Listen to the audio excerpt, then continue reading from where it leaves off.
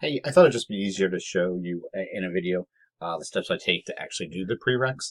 First thing we do is go to remote.dtcc.edu and then go ahead and sign in. This is probably the most um, laborious part is signing in a remote server. It takes a while to serve it, go in. One thing, if you have pop-up blockers on your browser, turn those off. Usually you can go over here and, you'll have extensions that are for pop-up blockers, and normally they're useful, but for dollar tech stuff, turn off your pop-up blockers.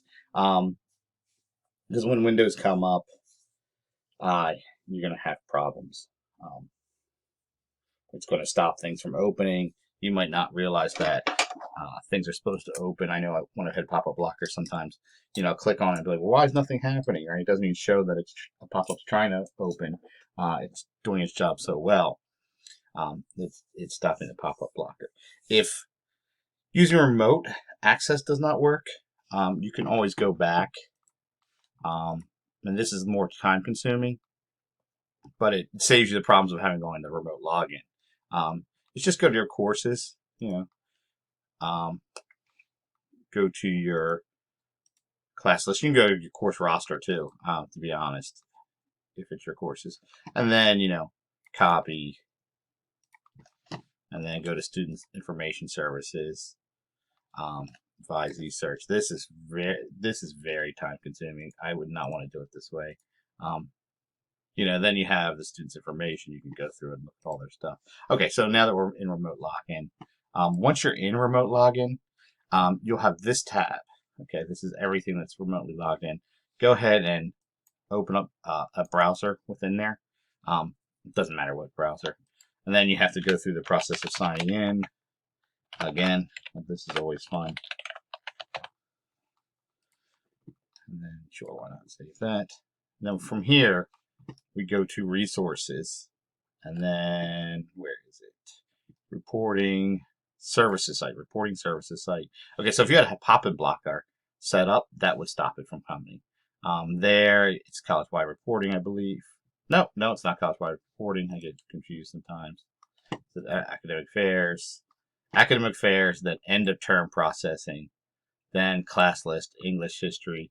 And from here, fall 20, Wilmington. If you know your CRNs, you can click them off. I never know what my CRNs is, so I just hit everything.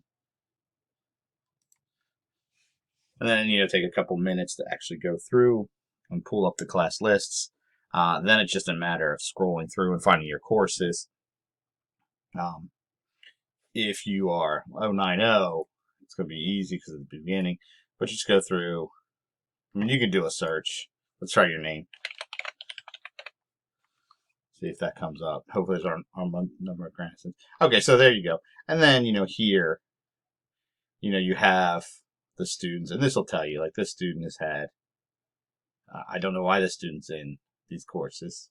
He transferred to, I think it was 101, 102, 124, 128. So he's somebody that you want to contact, or she is. Strange. This is a student also that probably does not need to be in the class. I don't know what's going on with these. But okay, so here, place 101, 101, 91. She passed 91. She's fine.